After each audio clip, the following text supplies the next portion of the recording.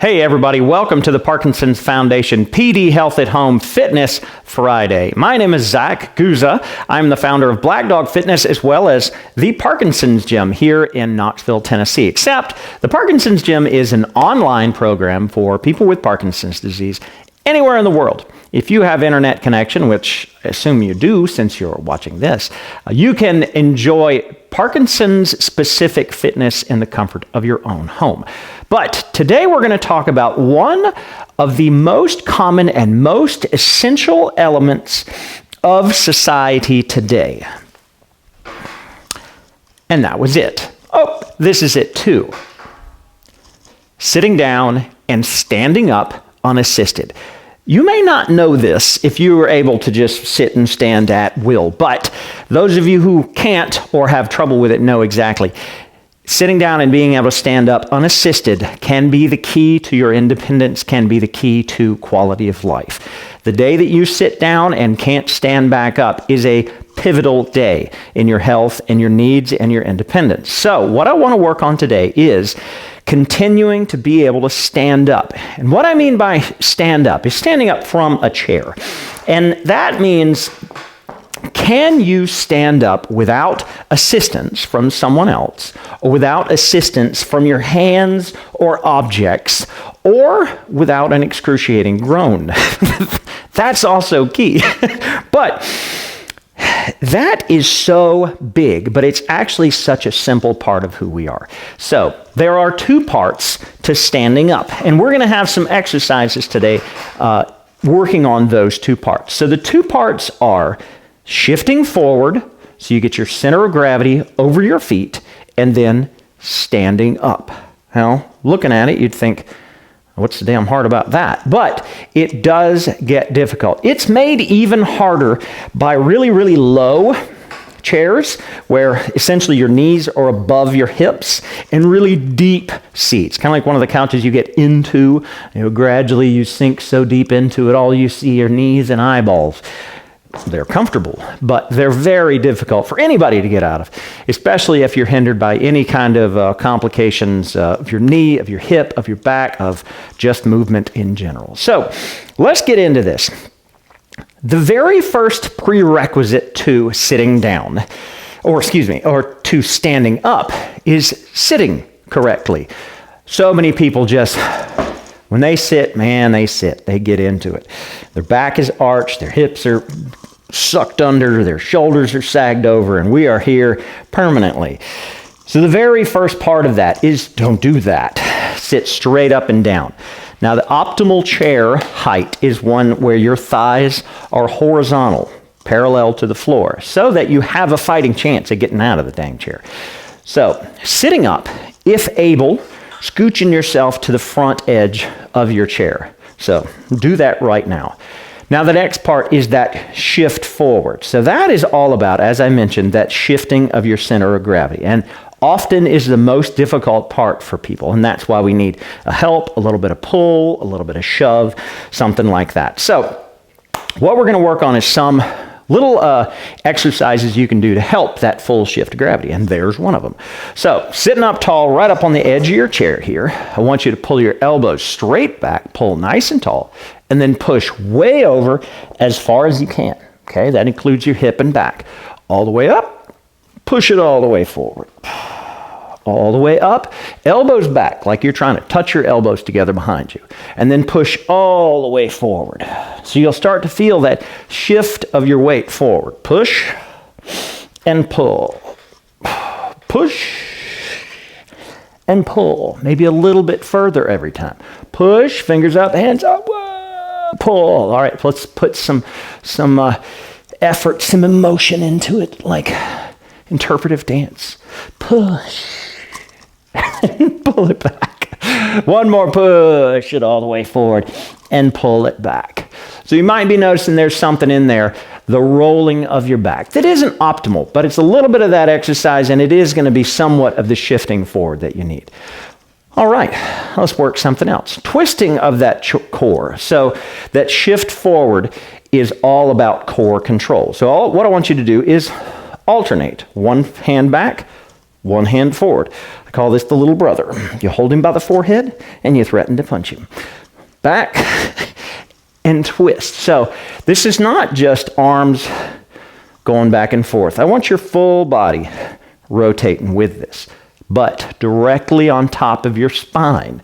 You're not rolling around and shifting.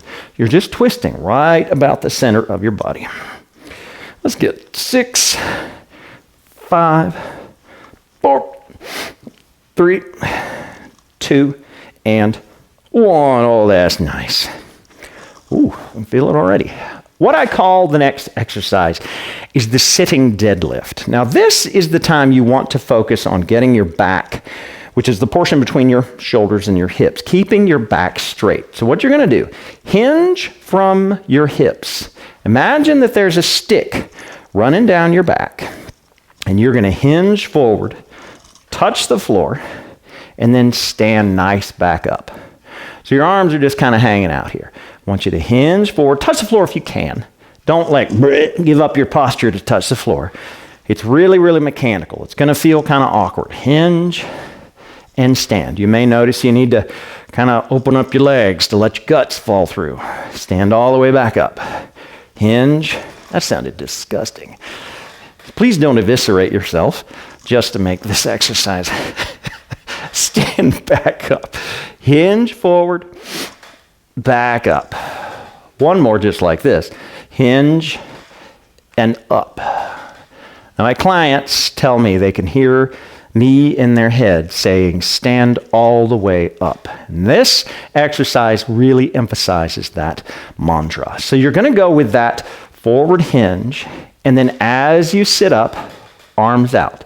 I call this the thighs to flies. It's got a rhyme. Thighs, flies. Fingers as far apart as you can.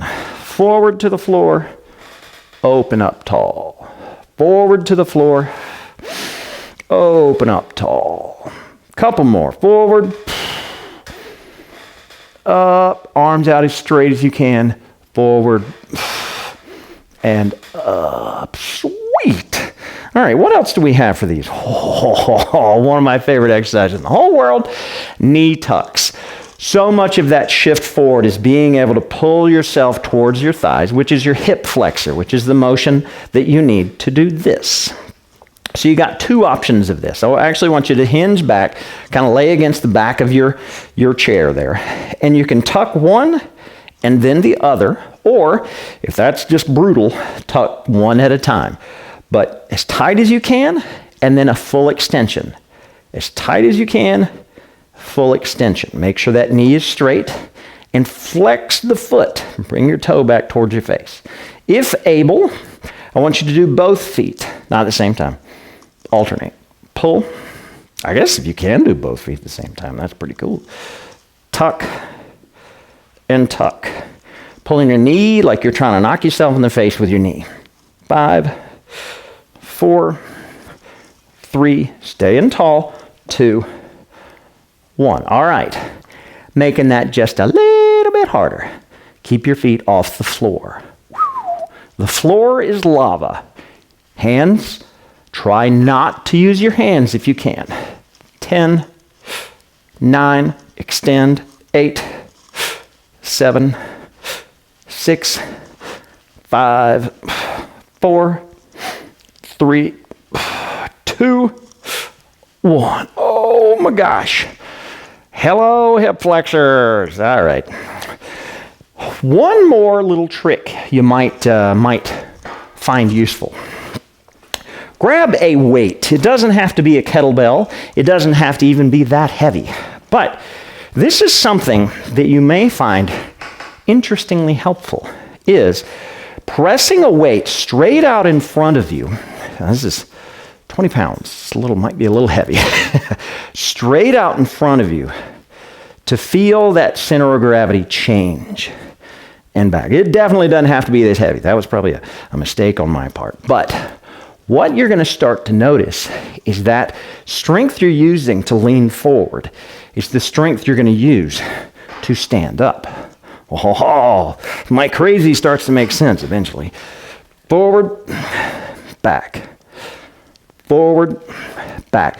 Press it straight in front of your chest. You can do hand weights.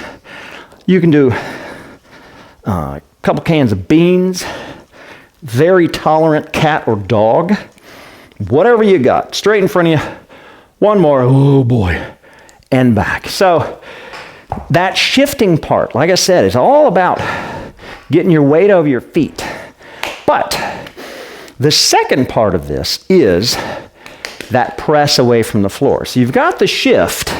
Now you got to elevator up. So let's work on some exercises for that. We're not even going to stand up just yet. Okay, again, straight up and tall. Extend your knee so that you get full extension of your leg and you start to feel your quads, your thighs flex. That's a key muscle in that stand-up. All the way up, shoulders back still. Just because we're working your feet doesn't mean you turn into a tube of goo. Kick, kick. Full extension, kick. We're going to go for a little burn. Light a little fire in our thighs. Huh. You ever say something and you wish you hadn't said it? 5, 4, 3, 2, 1. Nice, okay? Sort of a combination of the shift and the press we're going to use for standing up is a knee tuck, but it's a sitting knee tuck. Just pick your feet straight up off the floor. And everybody's like, this is so pokey. But I want you to do it anyway. Just humor me. Let's do 10, 9, 8. Feel right in there, front of your hips. 5, 4, 3, 2, 1. All right. Let's do this. Come on up. Whatever you got to do to get up. If you want to use your counterbalancing weight here, press and stand. Or if you need some help, if you need to pull on a piece of furniture, that's totally cool. But come on up, stand right in front of your chair. Now this part is obviously fairly important because if you can't execute the press, well, you're not standing. You're just sort of squatting on the floor. But it needs to be very mechanical. Like I said, from hips to shoulders needs to be rigid. All of this muscle in here is all support structure. The work's being done by your rump, your glutes, your quads, and your calves. So that's what we're going to work on now.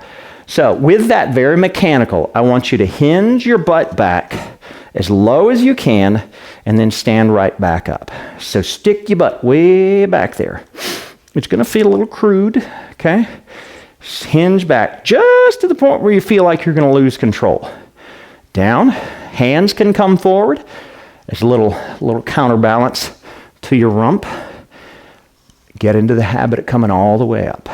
Down, up. It's almost like you're a downhill skier. And then Eddie the Eagle.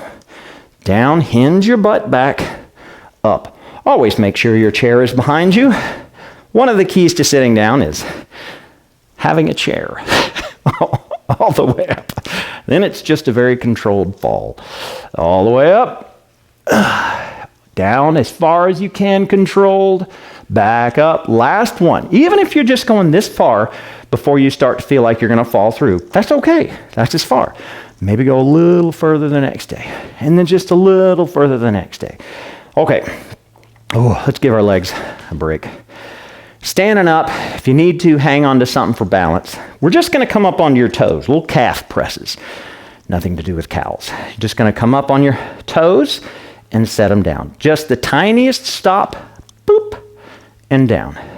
Press your calf all the way up and down. Press them up and down. You know why the farmer stopped going to the gym?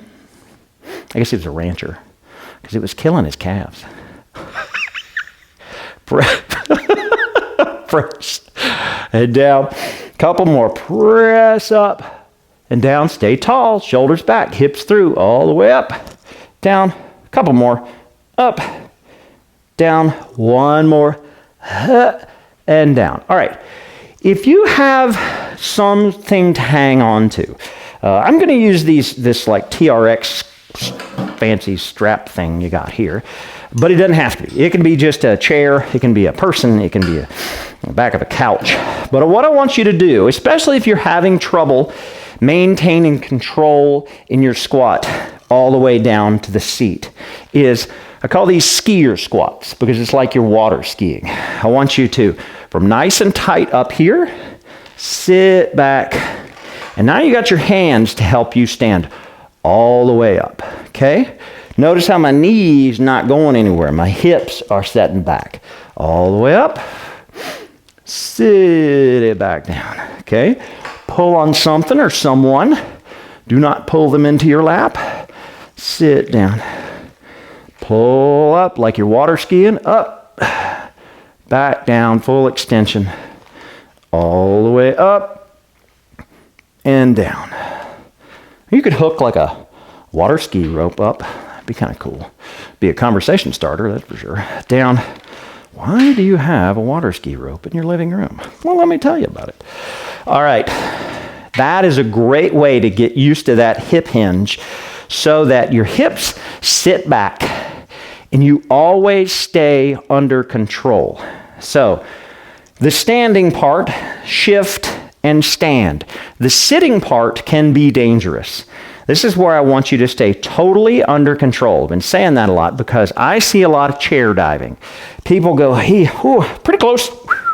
Now, if that chair happens to be slightly off kilter, you're going to miss it. If it's not a chair and it's just a bench, you're going to go over the back and things are going to get ugly in a hurry. So stay under control the entire time. All right, one more little trick. You hear the nose over the toes advice all the time when standing up. Well, sometimes, well, great, now I can smell my feet, but still I'm not standing. What I want you to act like is that like you have a target, like that kettlebell is out in front of you. And I want you to, even if you have to throw yourself a little bit at it, like you're going to touch it, and hey, over your center of gravity, press the earth away. What? Reverse that system. You're going to sink, then shift. So reach out. You've shifted. Now press. Here's what you don't do sitting down is just bad things happen. Okay? It's got to be the reverse of sitting. Sink and shift. Make sure you say those at the right way. Reach and up. All the way, shoulders back, head through. Oh. You don't have to do that, but it kind of helps. Sink and shift back. All right. I hope that helps. Standing up is so important. Your quality of life, your independence, all the good stuff. Just being able to out and up on your own with no hands, with no help, with no things you got to push off of. Good feeling, really good feeling. Thank you to the Parkinson's Foundation for having me here for Fitness Friday. It's been a lot of fun. Good to be back.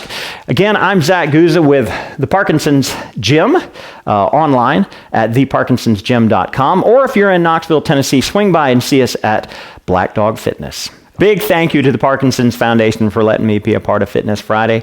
And everybody take care. Come visit us at the Parkinson's Gym if you'd like. But otherwise, we'll see you out there. Bye.